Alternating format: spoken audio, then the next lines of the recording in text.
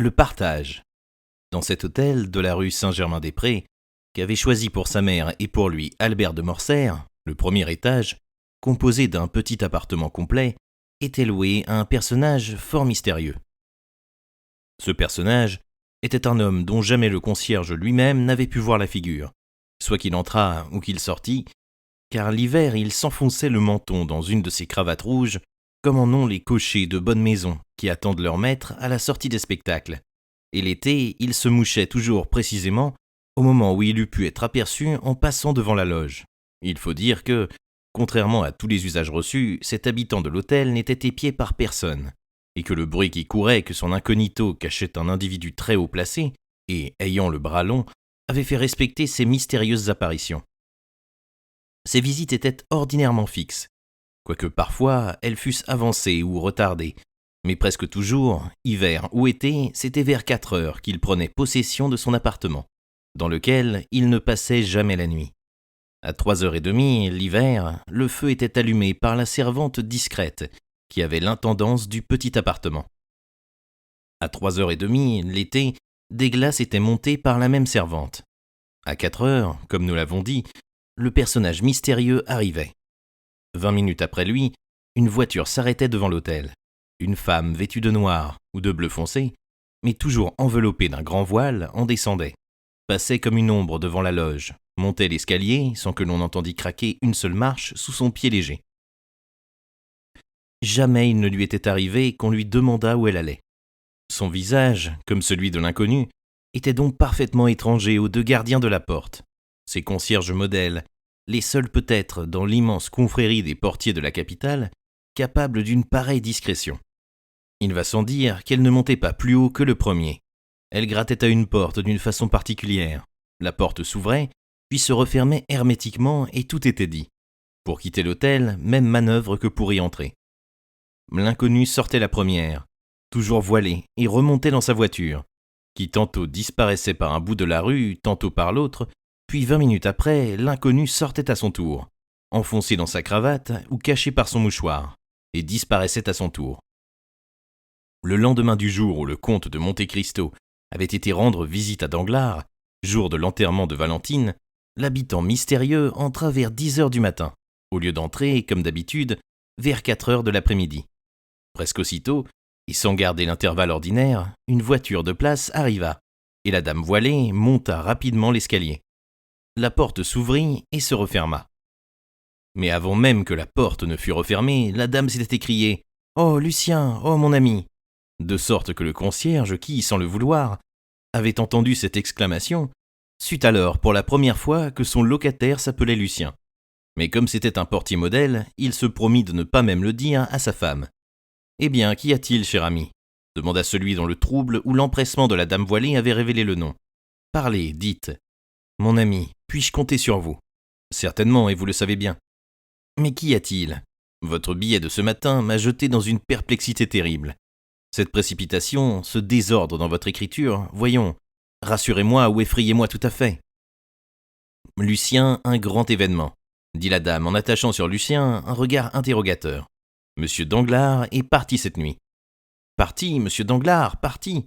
Et où est-il allé ? » ?»« Je l'ignore. »« Comment vous l'ignorez ? Il est donc parti pour ne plus revenir ? » ?»« Sans doute. » À 10 heures du soir, ses chevaux l'ont conduit à la barrière de Charenton.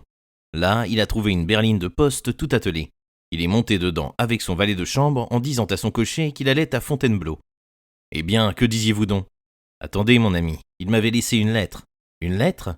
Oui, lisez. » Et la baronne tira de sa poche une lettre décachetée qu'elle présenta à Debray.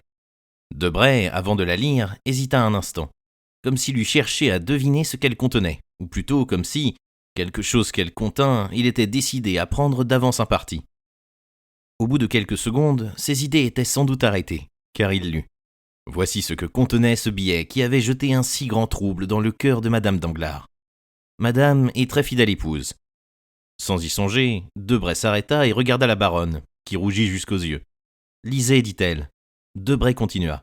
« Quand vous recevrez cette lettre, vous n'aurez plus de mari.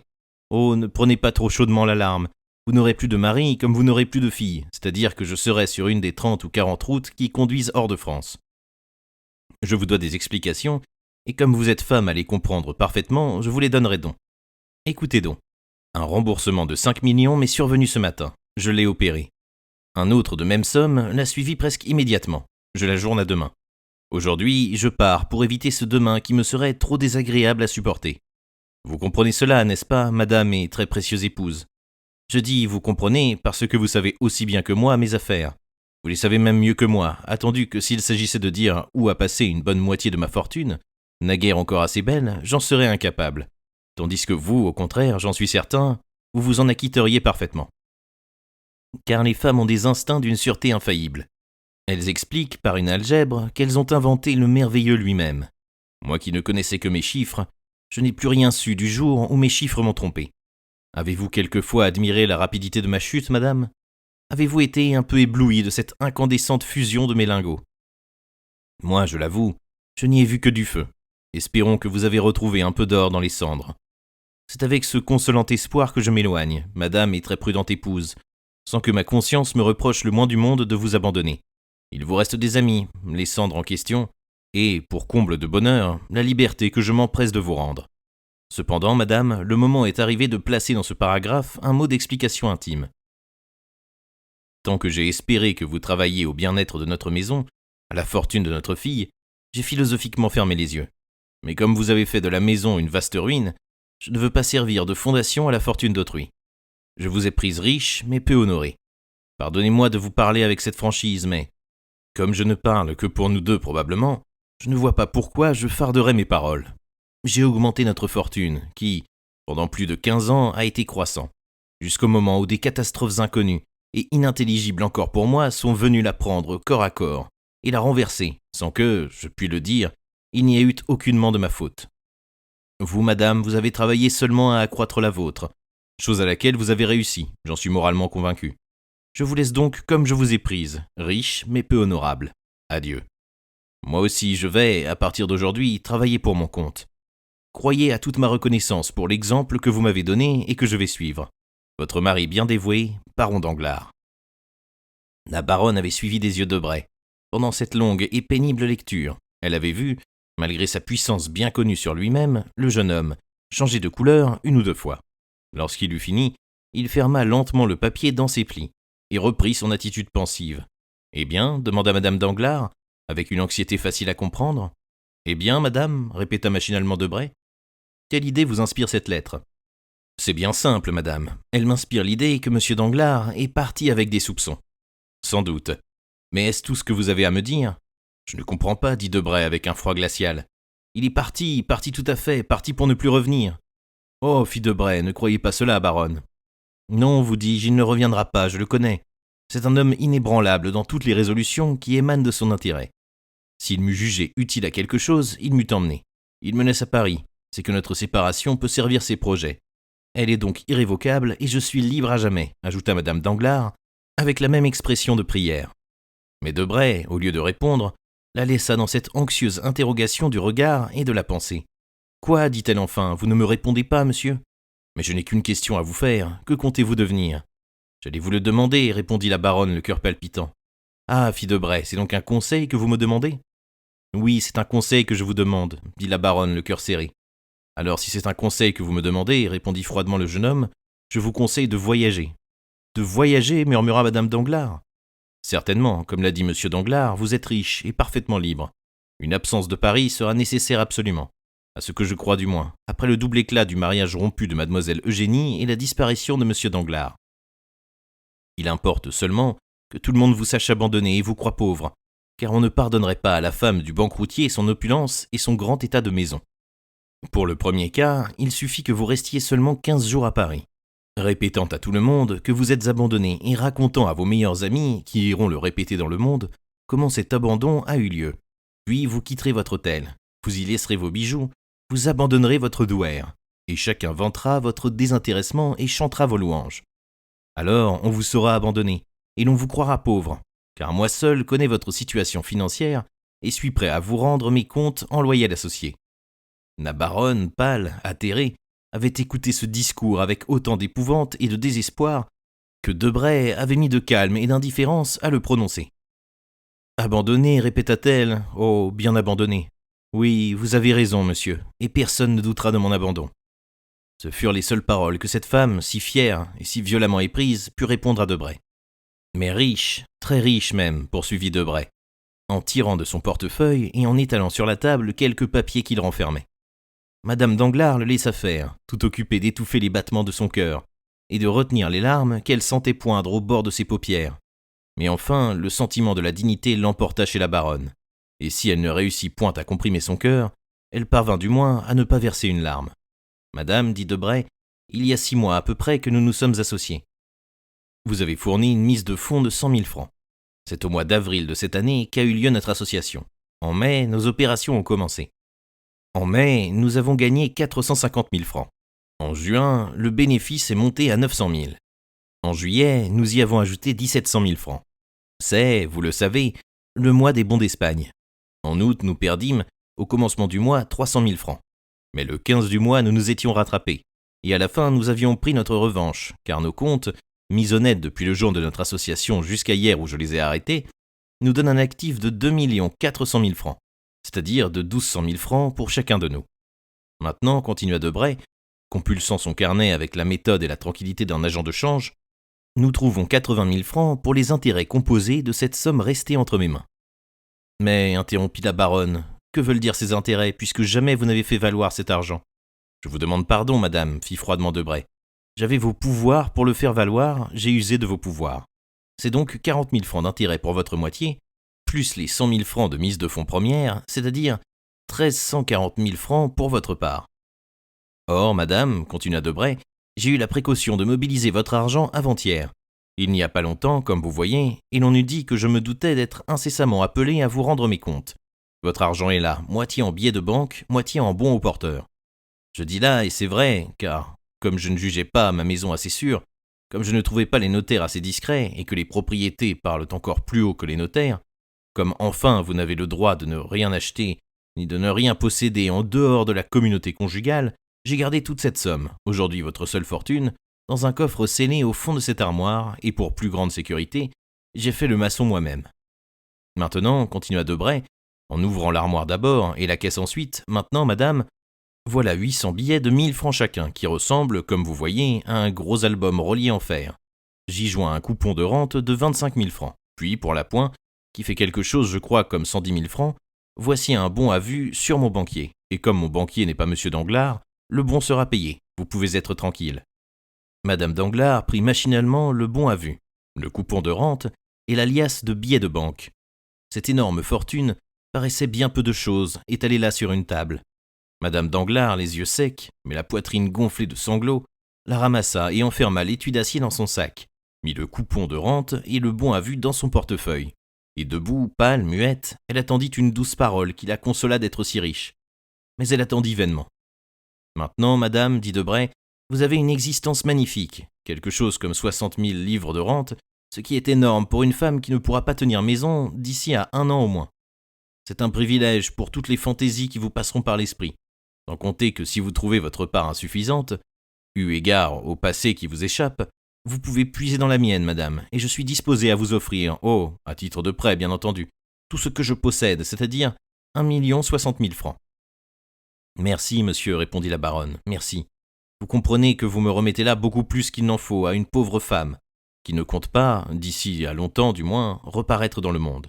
Debray fut étonné un moment, mais il se remit, et fit un geste qui pouvait se traduire par la formule la plus polie d'exprimer cette idée. Comme il vous plaira. Madame Danglars avait peut-être jusque-là espéré encore quelque chose, mais quand elle vit le geste insouciant qui venait d'échapper à Debray, et le regard oblique dont ce geste était accompagné, ainsi que la révérence profonde et le silence significatif qui les suivit, elle releva la tête, ouvrit la porte, et sans fureur, sans secousse, mais aussi sans hésitation, elle s'élança dans l'escalier, dédaignant même d'adresser un dernier salut à celui qui la laissait partir de cette façon. « Bah, dit Debray, lorsqu'elle fut partie, beau projet que tout cela. Elle restera dans son hôtel, lira des romans, jouera au lansquenet, ne pouvant plus jouer à la bourse. » Et il reprit son carnet, biffant avec le plus grand soin les sommes qu'il venait de payer. « Il me reste 1 060 000 francs, dit-il. Quel malheur que mademoiselle de Villefort soit morte. Cette femme-là me convenait sous tous les rapports, et je l'eusse épousée. Et flegmatiquement, selon son habitude, il attendit que Madame Danglars fût partie depuis 20 minutes pour se décider à partir à son tour. Pendant ces 20 minutes, Debray fit des chiffres, sa montre posée à côté de lui.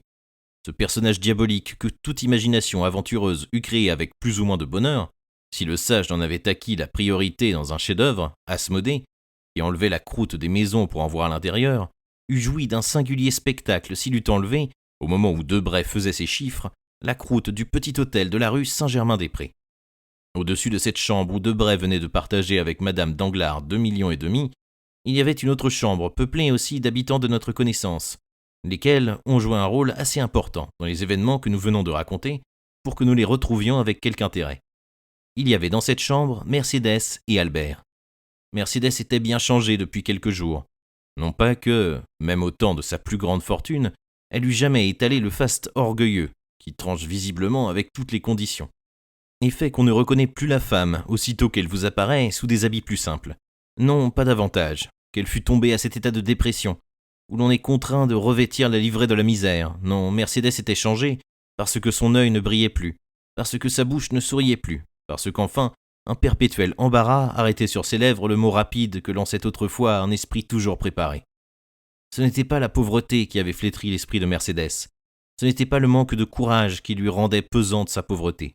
Mercédès, descendue du milieu dans lequel elle vivait, perdue dans la nouvelle sphère qu'elle s'était choisie, comme ces personnes qui sortent d'un salon splendidement éclairé pour passer subitement dans les ténèbres, Mercédès semblait une reine descendue de son palais dans une chaumière, et qui, réduite au strict nécessaire, ne se reconnaît ni à la vaisselle d'argile qu'elle est obligée d'apporter elle-même sur sa table, ni au grabat qui a succédé à son lit. En effet, la belle Catalane, ou la noble comtesse, n'avait plus ni son regard fier, ni son charmant sourire, parce qu'en arrêtant ses yeux sur ce qui l'entourait, elle ne voyait que d'affligeants objets. C'était une chambre tapissée, d'un de ces papiers gris sur gris, que les propriétaires économes choisissent de préférence comme étant les moins salissants. C'était un carreau sans tapis. C'étaient des meubles qui appelaient l'attention et forçaient la vue de s'arrêter sur la pauvreté d'un faux luxe. Toutes choses, enfin, qui rompaient par leur ton criard l'harmonie si nécessaire à des yeux habitués à un ensemble élégant. Madame de Morcerf vivait là depuis qu'elle avait quitté son hôtel. La tête lui tournait devant ce silence éternel, comme elle tourne aux voyageurs arrivés sur le bord d'un abîme. S'apercevant qu'à toute minute, Albert la regardait à la dérobée, pour juger de l'état de son cœur, elle s'était astreinte à un monotone sourire des lèvres, qui, en l'absence de ce feu si doux du sourire des yeux, fait l'effet d'une simple réverbération de lumière, c'est-à-dire d'une clarté sans chaleur. De son côté, Albert était préoccupé, mal à l'aise, gêné par un reste de luxe qui l'empêchait d'être de sa condition actuelle. Il voulait sortir sans gants, et trouvait ses mains trop blanches. Il voulait courir la ville à pied, et trouvait ses bottes trop bien vernies. Cependant, ces deux créatures si nobles et si intelligentes, réunies indissolublement par le lien de l'amour éternel et filial, avaient réussi à se comprendre sans parler de rien, et à économiser toutes les préparations que l'on se doit entre amis, pour établir cette vérité matérielle d'où dépend la vie. Albert avait enfin pu dire à sa mère, sans la faire pâlir, « Ma mère, nous n'avons plus d'argent. » Jamais Mercédès n'avait véritablement connu la misère. Elle avait souvent, dans sa jeunesse, parlé elle-même de pauvreté, et ce n'est point la même chose. Besoin et nécessité sont deux synonymes entre lesquels il y a tout un monde d'intervalles. Aux Catalans, Mercédès avait besoin de 1000 choses, mais elle ne manquait jamais de certaines autres. Tant que les filets étaient bons, on prenait du poisson. Tant qu'on vendait du poisson, on avait du fil pour entretenir les filets. Et puis, isolé d'amitié, n'ayant qu'un amour qui n'était pour rien dans les détails matériels de la situation, on pensait à soi. Chacun à soi, rien qu'à soi. Mercédès, du peu qu'elle avait, faisait sa part aussi généreusement que possible. Aujourd'hui, elle avait 2 parts à faire, et cela avec rien. L'hiver approchait. Mercédès, dans cette chambre nue et déjà froide, n'avait pas de feu. Elle dont un calorifère aux 1000 branches chauffait autrefois la maison, depuis les antichambres jusqu'au boudoir. Elle n'avait pas une pauvre petite fleur. Elle dont l'appartement était une serre chaude peuplée à prix d'or. Mais elle avait son fils. L'exaltation d'un devoir, peut-être exagérée, les avait soutenus jusque-là dans les sphères supérieures. L'exaltation est presque l'enthousiasme, et l'enthousiasme rend insensible aux choses de la terre. Mais l'enthousiasme s'était calmé, et il avait fallu redescendre peu à peu du pays des rêves au monde des réalités. Il fallait causer du positif, après avoir épuisé tout l'idéal. « Ma mère, disait Albert, au moment même où Madame Danglars descendait l'escalier, comptons un peu toutes nos richesses, s'il vous plaît. J'ai besoin d'un total pour échafauder mes plans. Total, rien, dit Mercédès avec un douloureux sourire.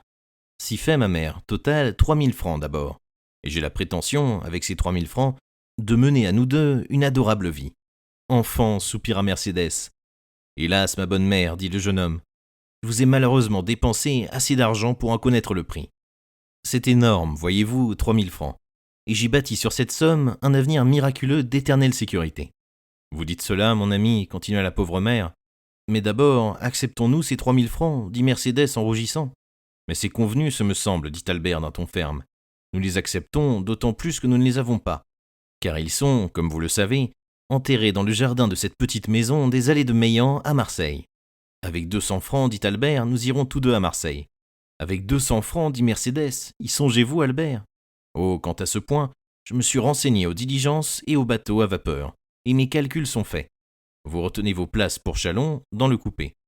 Vous voyez, ma mère, que je voudrais en reine 35 francs. Albert prit une plume et écrivit « Coupé 35 francs ». De Châlons à Lyon, vous allez par le bateau à vapeur 6 francs. De Lyon à Avignon, le bateau à vapeur encore 16 francs.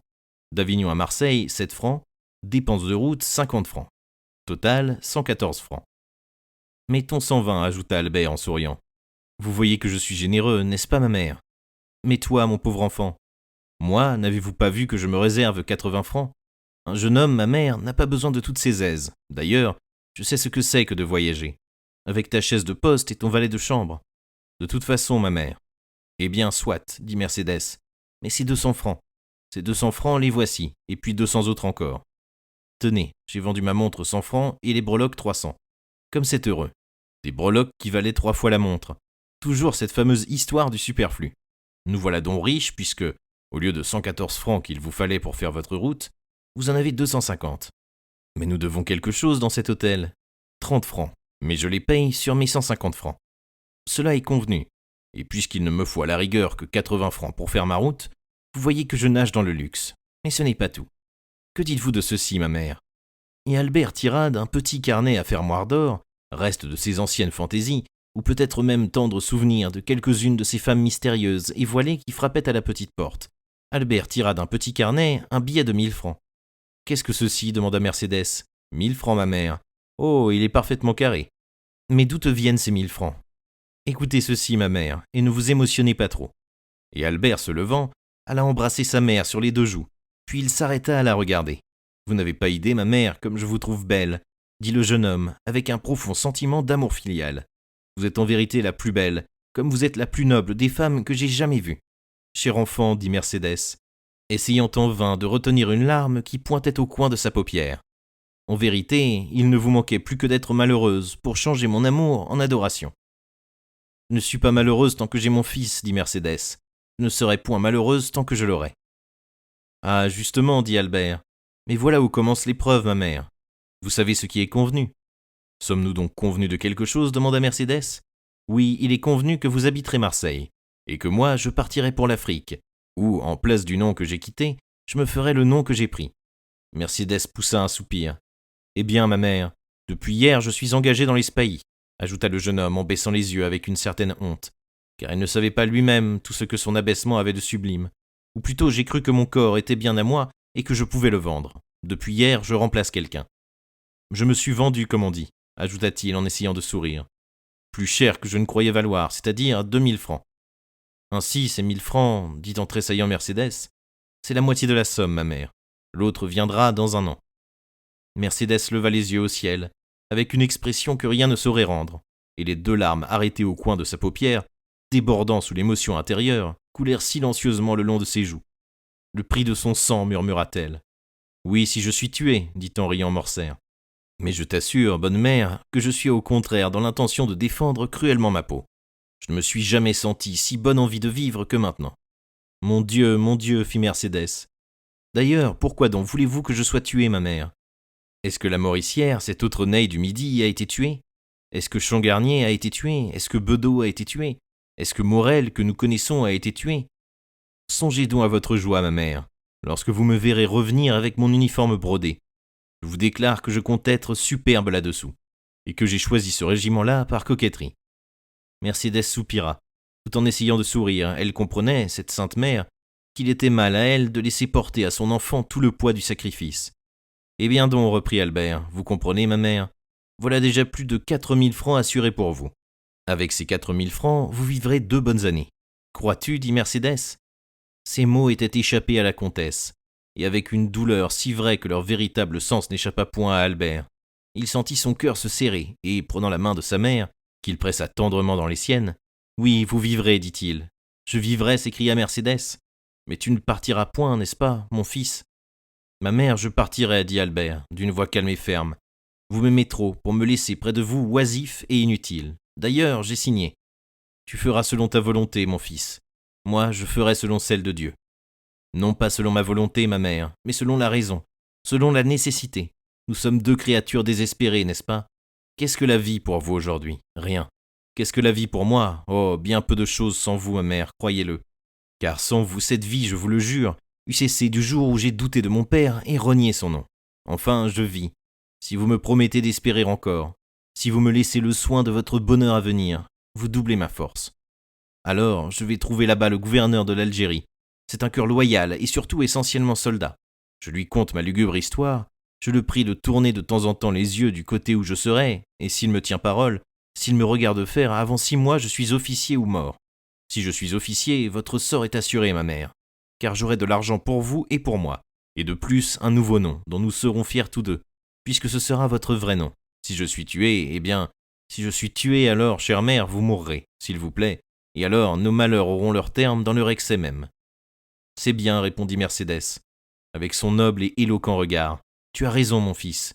Prouvons à certaines gens qui nous regardent et qui attendent nos actes pour nous juger, prouvons-leur que nous sommes au moins dignes d'être plaints. Mais pas de funèbres idées, chère mère, s'écria le jeune homme. Je vous jure que nous sommes, ou du moins que nous pouvons être, très heureux. Vous êtes à la fois une femme pleine d'esprit et de résignation. Moi, je suis devenu simple de goût et sans passion, je l'espère. Une fois au service, me voilà riche. Une fois dans la maison de M. Dantès, vous voilà tranquille. Essayons, je vous en prie, ma mère, essayons. Oui, essayons, mon fils, car tu dois vivre, car tu dois être heureux, répondit Mercédès. Ainsi, ma mère, voilà notre partage fait, ajouta le jeune homme en affectant une grande aisance. Nous pouvons aujourd'hui même partir. Allons, je retiens, comme il est dit, votre place. Mais la tienne, mon fils. Moi, je dois rester 2 ou 3 jours encore, ma mère. C'est un commencement de séparation, et nous avons besoin de nous y habituer. J'ai besoin de quelques recommandations, de quelques renseignements sur l'Afrique. Je vous rejoindrai à Marseille. Eh bien, soit, partons, dit Mercédès, en s'enveloppant dans le seul châle qu'elle eût emporté, et qui se trouvait par hasard un cachemire noir d'un grand prix. Partons. Albert recueillit à la hâte ses papiers, sonna pour payer les 30 francs qu'il devait au maître d'hôtel, et, offrant son bras à sa mère, il descendit l'escalier. Quelqu'un descendait devant eux. Ce quelqu'un, entendant le frôlement d'une robe de soie sur la rampe, se retourna. « Debray, murmura Albert. « Vous, Morcerf ?» répondit le secrétaire du ministre en s'arrêtant sur la marche où il se trouvait. La curiosité l'emporta chez Debray, sur le désir de garder l'incognito. D'ailleurs, il était reconnu. Il semblait piquant, en effet, de retrouver dans cet hôtel ignoré le jeune homme dont la malheureuse aventure venait de faire un si grand éclat dans Paris. « Morcerf !» répéta Debray. Puis, apercevant dans la demi-obscurité la tournure jeune encore et le voile noir de Madame de Morcerf. « Oh, pardon, ajouta-t-il avec un sourire. Je vous laisse, Albert. » Albert comprit la pensée de Debray. « Ma mère, dit-il en se tournant vers Mercédès, c'est monsieur Debray, secrétaire du ministre de l'Intérieur, un ancien ami à moi. »« Comment, ancien, balbutia Debray, que voulez-vous dire ?»« Je dis cela, monsieur Debray, reprit Albert, parce qu'aujourd'hui je n'ai plus d'amis, et que je ne dois plus en avoir. Je vous remercie beaucoup d'avoir bien voulu me reconnaître, monsieur. » Debray remonta de marche et vint donner une énergique poignée de main à son interlocuteur. « Croyez, mon cher Albert, dit-il avec l'émotion qu'il était susceptible d'avoir, croyez que j'ai pris une part profonde au malheur qui vous frappe, et que, pour toute chose, je me mets à votre disposition. »« Merci, monsieur, dit en souriant Albert. Mais au milieu de ce malheur, nous sommes demeurés assez riches pour n'avoir besoin de recourir à personne. Nous quittons Paris, et, notre voyage payé, il nous reste 5000 francs. » Le rouge monta au front de Debray, qui tenait 1 million dans son portefeuille. Et si peu poétique que fût cet esprit exact, il ne put s'empêcher de réfléchir que la même maison contenait naguère encore 2 femmes, dont l'une, justement déshonorée, s'en allait pauvre avec 1500 000 francs sous le pli de son manteau, et dont l'autre, injustement frappée, mais sublime en son malheur, se trouvait riche avec quelques deniers. Ce parallèle dérouta ses combinaisons de politesse, la philosophie de l'exemple l'écrasa. Il balbutia quelques mots de civilité générale et descendit rapidement. Ce jour-là, les commis du ministère, ses subordonnés, eurent fort à souffrir de son humeur chagrine. Mais le soir, il se rendit acquéreur d'une fort belle maison, 6 boulevard de la Madeleine, et rapportant 50 000 livres de rente. Le lendemain, à l'heure où Debray signait l'acte, c'est-à-dire sur les 5 heures du soir, Madame de Morcerf, après avoir tendrement embrassé son fils, et après avoir été tendrement embrassée par lui, montait dans le coupé de la diligence qui se refermait sur elle. Un homme était caché dans la cour des messageries Laffitte, derrière une de ces fenêtres cintrées d'entresol qui surmontent chaque bureau. Il vit Mercédès monter en voiture. Il vit partir la diligence. Il vit s'éloigner Albert. Alors, il passa la main sur son front chargé de doute en disant « Hélas !